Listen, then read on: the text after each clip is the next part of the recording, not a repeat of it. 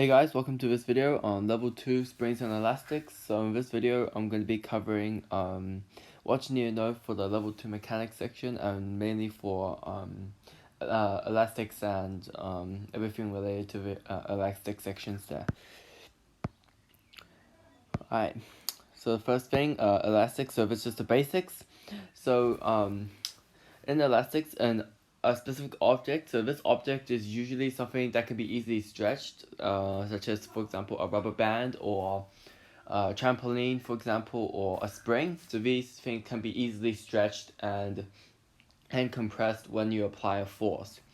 So basically, when an object is stretched or compressed, there must be a certain force acting on the object. For example, you could stretch an elastic band by pulling on it.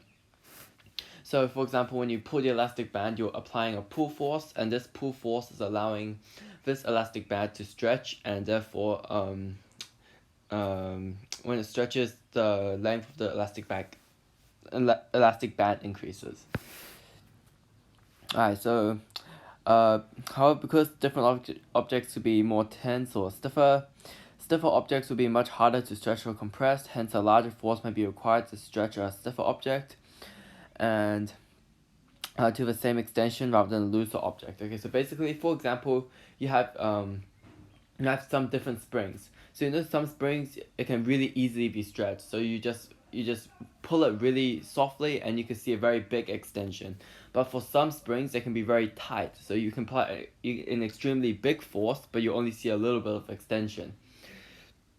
So basically, just what I'm trying to say in this point is just like lots of vary and different spring constants and different springs, so therefore there will be different tightness and tensions of these objects. Alright, so the more stiff an object is, the higher the spring constant. Okay, so basically, how stiff or how loose an object is, we refer to the spring constant, which is defined as the lowercase k. So basically, if an object is really hard to pull, which is very stiff, it will have a very high spring constant. And if it's a spring that's really easy to pull, then it'll have a very low spring constant. Okay. Alright. So that's a very easy formula to find the force and the compression distance, and relating to a spring constant, and that's F equals to kx. Alright, so one thing I want to clarify is on your formula sheet, you might see it says F equals to negative kx. However, negative kx is only representative of a change in direction, not necessarily a magnitude, okay?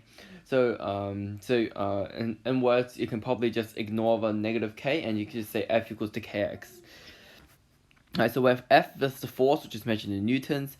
K is the spring constant, which is newtons per meter. And x is the extension distance in meters. So basically, F is equal to kx, so basically F is proportional to k, F is proportional to x, and k is inversely proportional to x. Alright, so the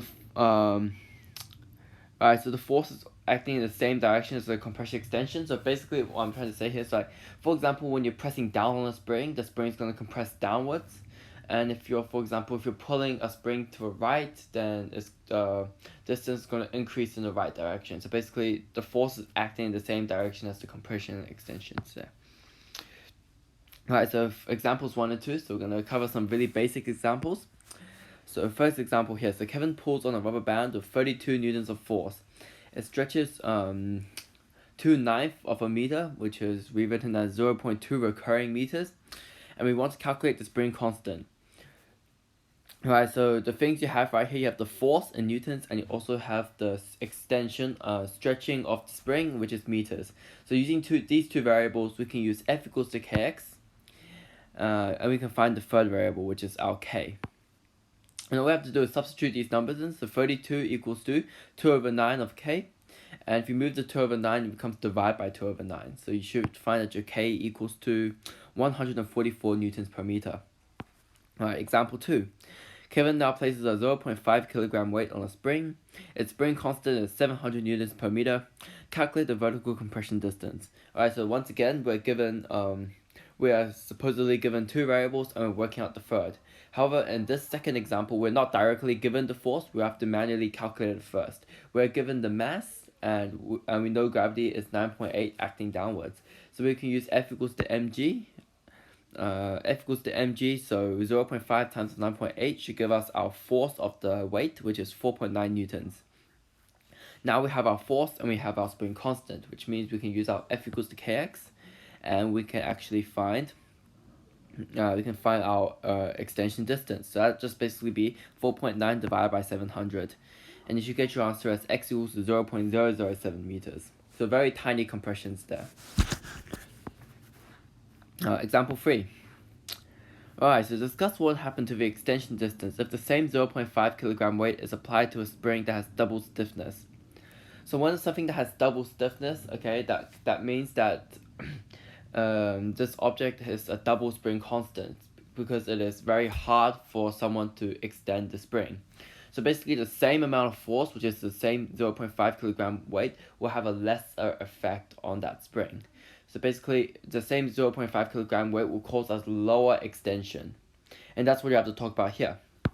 So what you want to talk about in this discussion is so basically a stiffer spring means that the spring has a high resistance towards force, which means has a high spring constant, and hence a double stiffness will imply that the spring constant is doubled. The 0.5 weight remains the same, and because F equals to mg, g is constant and the mass is constant, therefore the F is also the same. So now we can use F equals to kx, and because the force of the weight stays the same, but the spring constant is doubled, then we know also, because we know the F is constant, we can say that K is proportional to 1 over X, so inversely proportional. So therefore, when we say that the K is doubled, that means the other variable must halve, so X must be halved. So when the same 0.5 weight is applied to a double stiffness, that means the extension distance is halved. And that's how you want to link your answers here. Right, so the second point I want to be covering is elastic potential energy. Alright, so elastic potential energy is stored when an object is compressed or stretched. Similar to gravitational potential energy, the stored energy is only converted into other forms when the object is released. Okay, so for example, I have a pen and I lift it up to a height. Okay, so when I lift this pen up to a height, it has a certain gravitational potential energy. It is only potential energy because it has not been released. However, as soon as I release the pen downwards, this gravitational potential energy is going to be converted into the kinetic energy, which means that the pen is going to gain speed and fall downwards. This is very similar to the concept of our elastic potential energy, because for example, I have a spring and I put a pen on a spring. If I put a pen on a spring and I press downwards, I'm storing this energy as an elastic potential energy, and when I release the spring, it's going to bounce up, and the pen is going to, and that energy is going to be reconverted back into kinetic energy. So it's only converted into other forms upon release. Alright, so when a spring is released, the elastic potential energy is converted to kinetic energy as well as heat and sound. So kinetic energy is the main energy transformation, but the heat and the sound is like the less profound conversions. So when you're doing conservation of energy, just know that conservation of energy assumes that all EP is converted to EK. However, in reality, there's that potential energy is also converted into heat and sound. So EP is not EK. But however, we do know that for most calculation-based questions, we will assume that conservation of energy equals to EK. Alright, so the formula for the elastic potential energy is EP equals to half kx squared. EP is the elastic potential energy that's measured in joules. K is the spring constant that's measured in newtons per meter. And X is the extension distance that's measured in meters. Alright, here's a couple of examples. A spring with a spring constant of 750 newtons per meter has been stretched by 0.05 meters. Calculate the elastic potential energy stored. Alright, so you have your spring constant and you have your extension distance. That's your K and your X. And the half is constant, and therefore you can use the EP equals half kx squared, and you can find your elastic potential energy stored. So basically, we're going to write down our formula, EP equals half kx squared, and we're going to substitute our numbers in. So EP equals to half times the 750 times the 0.05 squared. And if you plug that into a calculator, you should get that your EP is 0.9375 joules. Alright, example 2. A trampoline compresses 0.1 meters as Kevin, mass 75 kilograms, stands on the trampoline. Find the elastic potential energy stored. Alright, so for this question is a bit different, okay? It's giving you the extension distance, that's great, but it's not giving you the spring constant. That means you have to manually work out the spring constant first, and then apply that spring constant back into the elastic potential energy equation, and therefore you can find your EP. The first thing we want to do is we want to find the force, okay? So because we want to find the K value, so the spring constant, we know that F equals to Kx. We have our X value, but we do not have our K value or our F value. So we can use the relationship between F equals to mg, and we can find the weight force of Kevin. So basically, we can use F equals to mg, so 75 times of 9.8 is equal to 735 newtons, and that will be the downwards force applied by Kevin on the trampoline. So now we can use the F equals to Kx relationship, and we can plug in our force, which is 735 newtons, and our compression distance, which is 0.1 meters, and we can find our K value, our spring constant of our trampoline. So basically 735 equals to 0.1 K. And if we move the 0.1 K to the other side, it becomes divided by 0.1, and that means our K value will come out to be 7,350 newtons per meter. Alright, so now we're going back, we have our K value, and we also have our compression distance. We can substitute these two values into our EP formula, and we can use this to find our elastic potential energy stored. So we know that EP equals half Kx squared, we have our K value, we have our X value, we just substitute in. So EP equals to half times of 7,350 times of 0.1 squared. And you should get your answer as EP equals to 36.75 joules. And that should be your final answer for this question. Alright, example 3. Alright, so Kevin now stands on a loser trampoline. Explain what effect this has on the elastic potential energy stored. Alright, so for this question, okay, it's not really a common NCA question, but it's I think it's good for you to understand the concepts here, okay? So on a loser trampoline, you can instantly see that when I say loser trampoline, that means that the spring constant of this trampoline must be lower. That's the first relationship that you can immediately already see. So you can see you just have to link this lower K value, and linking this lower K value to the EP stored, and what effect this has. Alright, so basically when Kevin stands on a loser trampoline will have a lower spring constant as F equals to Kx, and the weight force of Kevin remains constant. So Kevin is the weight force is the same. So we can say F is constant, so K is inversely proportional to X. So therefore, when K decreases, then the X will increase. That means the compression distance is increased, but the spring constant is decreased. Alright, so EP equals to half Kx squared. So we know that X has actually increased, but the K has decreased. This also means that the EP is proportional to K, but it also has a square relationship with X, okay? Because the association with the EP and the X squared is much stronger than the association with EP and K. Is just EP is proportional to K, but EP is proportional to X squared. So the positive association with EP and X is stronger than the negative association of EP and K. So basically the K is decreased, so this will cause a negative association of the EP and the K. However, the X is increased, and this will cause the positive association between EP and X. However, you know that X squared equals to X times of X, so therefore you can say that the X is also counted twice. So basically X times of X is counted twice, while the K is only counted once. So if you think about it that way, it's much easier to explain. So X is counted twice, so therefore the positive association is stronger than the negative association. So therefore, overall, the EP will actually increase as a result, okay? And that's only because the positive association is stronger. And that would be why the EP will increase. Like I said, this isn't really a common NCA example, but I thought it was really important for you to understand this concept here. Right, so next example 4. Kevin decides to place a big pen of mass 0.5 kilograms on a spring. Kevin presses down on the spring with a force of 36 newtons, and the spring compresses 0.3 meters. Calculate the maximum velocity that the pen reaches. Okay, that should be a question mark number 2. Apologize for the typo. Alright, so the first thing we want to figure out is the first thing that should come to mind when it says maximum velocity. When a question says calculate the maximum velocity, that also refers to you instantly should be thinking of conservation of energy. That must be applying conservation of energy. So you know that EK is our final form of energy that is released as the maximum velocity, because EK equals to half mv squared. So therefore you have to find another form of energy, and in this case it's really obvious, so it must be the elastic potential energy. So instantly in this question you know you have to calculate the elastic potential energy and do EP equals to EK to find your V value. Alright, so now we're just going back exactly to what we were doing in example 2. In example 2 we're doing exact same thing to find our EP value. So in this case we're going to do exactly the same. So we have our mass, this time we have our force, and we have our spring compression distance. We want to find our K value, that's our spring constant, and we want to use this spring constant to find our EP value. Alright, so starting off, F equals to Kx. We also know that the force of Kevin plus the force of the pen is equal to the total force.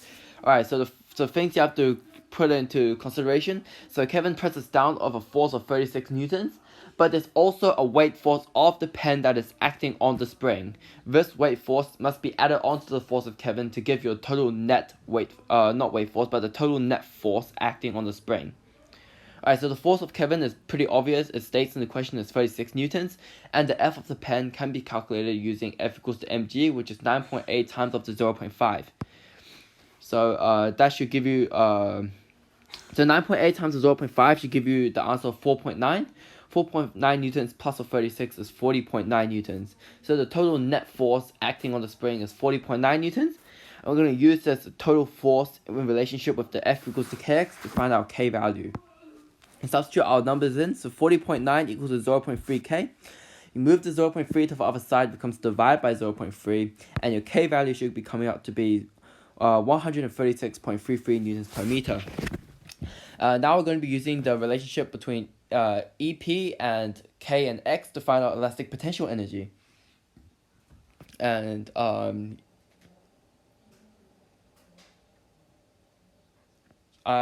we should use the EP equals to, we should find out EP first. And EP equals to half Kx squared here. So we're going to be, just substitute these numbers in. So half times of 136.33 times of 0.3 squared. And if you put that into a calculator, you should get your answer to be 6.135 joules. And now what's really important, you have to use the conservation of energy, so EP equals to EK. So basically, this EP, potential energy, will be, all this EP will be converted into EK. So EP equals to EK, EK equals to half mv squared. So if you put EK equals to 6.135, and you know your mass is 0.5 kilograms, if you rearrange to find the V, so 6.135 equals to half 0.5 times of V. So basically, if you move everything to the other side, it will be 6.135 times of 2. So that if you move 1/2 to the other side, it becomes multiplied by 2 on the other side. And that's the exact same for the 0.5. So basically, 6.135 times of the 2 times of another 2 equals to V squared. And then if you get the square root of the total value, you should get your V value. So your V should come out to be 4.95 meters per second. Okay, so however, that's your maximum velocity that the pen reaches. However, you know that in reality, some of this EP will be converted into heat and sound energy, which will be lost. Okay, so this is more of a theoretical number. Okay, and you know that the actual velocity will be lower than 4.95 meters per second. However, for the purpose of calculations, this will be your final answer here. Alright, example 5. Kevin now bounces on a trampoline. On one particular case, when Kevin, 75 kilograms, lands on the trampoline, there is an extension of 0.25 meters. The spring constant of the spring is 5,000 newtons per meter. Calculate the maximum height reached. Alright, for this question, it's the exact same concept, except instead of EP equals to EK, we're doing EP equals to EP. So in this case, EP, the elastic potential energy, will be equal to the gravitational potential energy gained. So when Kevin bounces on a trampoline, he's going to compress the trampoline. He's going to store a specific amount of He's going to store a particular amount of elastic potential energy, and then he's going to bounce right back up to a maximum height. And this maximum height will cause Kevin to have a particular gravitational potential energy. So we're going to be assuming that these two quantities are equal. Once again, I'm going to be following through the exact same calculations. So the first thing we're going to do is we've got to find our EP value. We have our extension and we also have our spring constant. So in this case, it's easy for us because we can directly go to the EP equals to half kx squared. So we can directly go EP equals half kx squared. So plug your numbers in. EP equals to half of 5,000 times of 0.25 squared. Plug that into your calculator. You should get equals to 156.25 joules. And now you're going to be stating that EP equals to EP. So the elastic potential energy is equal to the gravitational potential energy. Right, so in this case, my slideshow will go a bit lazy, but in the test, you'll probably state that the kinetic energy, the elastic potential energy stored will be equal to the gravitational potential energy gained. Okay, so that you'll write down that entire statement. Okay, and you know that EP equals to mgh.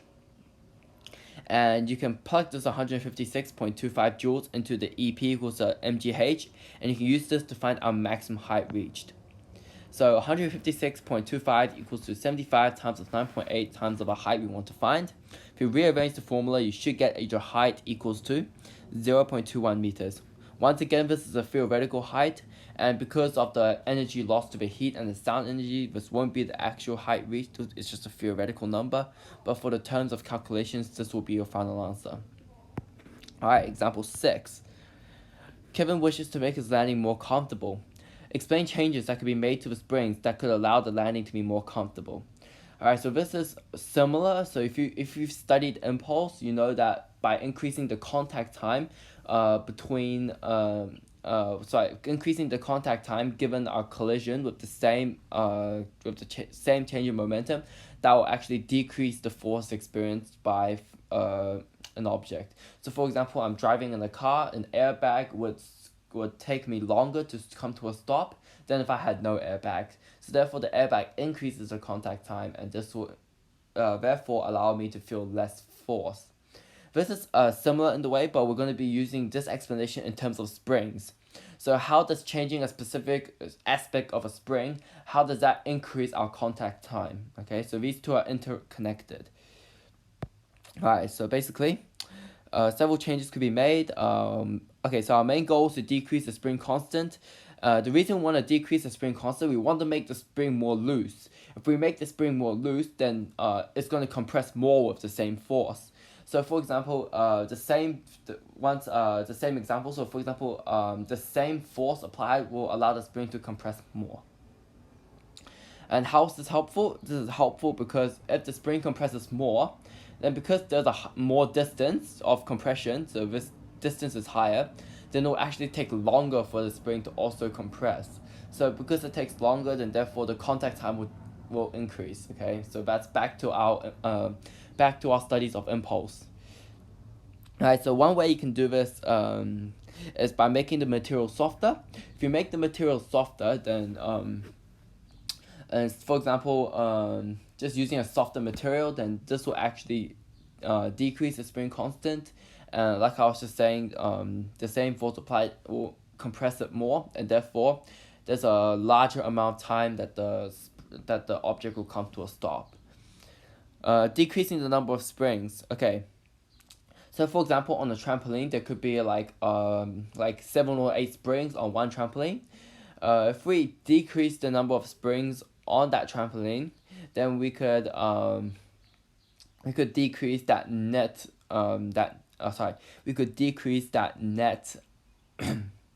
spring constant. Okay, so for example, you had 8 springs of 115 newtons per meter, and you just removed some of the springs. So therefore, because the net spring constant decreases, therefore your total spring constant decreases, and that's back to our original explanation of increasing the contact time. So increasing the length of the spring. Right, so by increasing the length of the spring, this will decrease the spring constant. Okay, so basically, if you have a longer spring, then it'll be more because it's this is pretty hard to explain, but because it's longer, it's actually more susceptible to the same force. Okay, so how do I explain this? So okay, this might not be that related, but you can think of it this way. So for example, if you're standing with your legs straight and very tall, and someone pushes you, it's really easy to push you, and it's really easy to fall over. However, if you bend your knees and you're really low, very low to the ground, if someone pushes you, it's really hard for you to be moving.